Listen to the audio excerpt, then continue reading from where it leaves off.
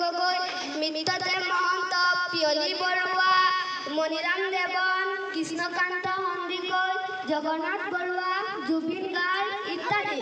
আহোমসকলেও যোৰহাটে আহি তেওঁলোকে শেষ ৰাজধানী পাতিছিল। এই আহোমসকলে এটা আলি নিৰ্মাণ কৰি দিল, যাক আমি সকলোৱে দিনত আমি বুলিলে নমস্কাৰ।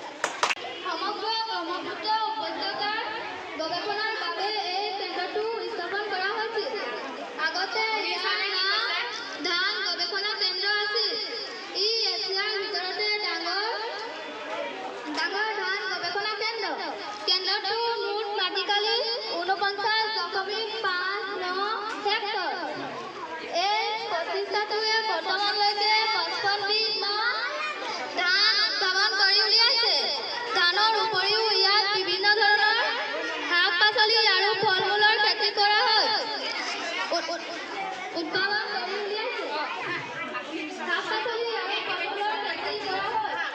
উজনি ব্ৰহ্মপুত্ৰ উপত্যকা অঞ্চলৰ তিনিচুকীয়া জিলা, ডিব্ৰুগড় জিলা, শিৱসাগৰ জিলা, যোৰহাট জিলা আৰু গোলাঘাট জিলাৰ কৃষি অঞ্চলসমূহৰ ইয়াত অন্তৰ্গত। নমস্কাৰ। বিশাল বাহুই আঁকোৱালি ল'লে পাহাৰ ভয়া, হৈ বৈ ৰহণীয়া কৃষ্টিৰ ধাৰ।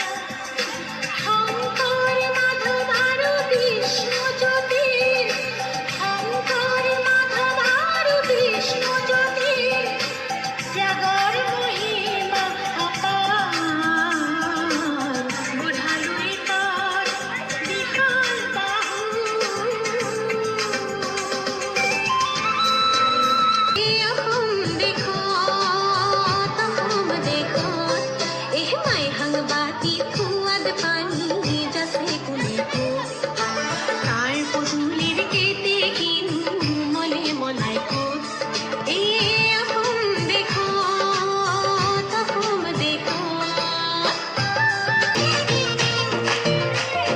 ৰচকী ৰঙিলী নাচনী মই, অজলি আজলি মৰমী হয়।